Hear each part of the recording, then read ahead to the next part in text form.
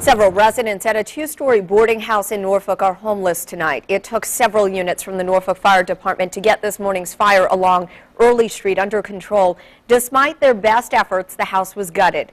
10 on your side's Art Kahn joins us now with details. And Art, you say that residents are thankful despite the damage. Well, that's true, Melanie. Now, there were 3 adults and a child home at the time. They, along with the other tenants of this home, lost everything in the fire except for that which matters most. Tonight, they are all alive and unharmed, which, when you look at the damage done by this fire, is nothing short of a miracle. When firefighters arrived on the scene at around 11 a.m., heavy flames and thick smoke were pouring from the rear of the house on Early Street. And it appeared to be spreading fairly rapidly through the house. Inside the home, before help arrived, 3 adults and a child suddenly faced with a life and death situation.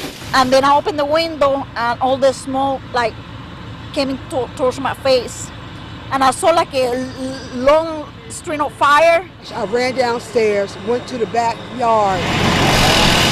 The downstairs tenant, John Tharp, was also outside at this point. I noticed flames coming through the other room door, and then I come outside and noticed Teresa, the upstairs tenant, she had come outside, and then we stood there for a minute. I said, well, where's Marilyn and the baby?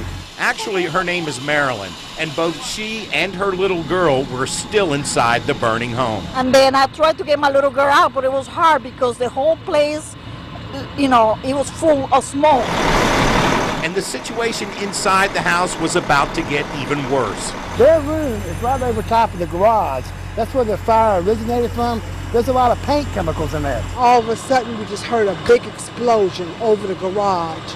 And after that, I was just taken, I dropped my wallet.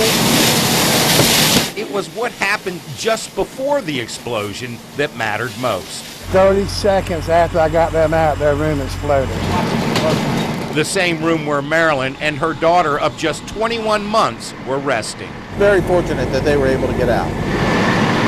Yes, very fortunate that John Tharp was one of the 3 adults home when that fire started and able to help mother and child to escape unharmed. Tonight at 6, we'll hear more from Mr. Tharp, who wants everyone to know that he's not a hero. I know some people, though, that think he is. Art Kahn, 10 on your side.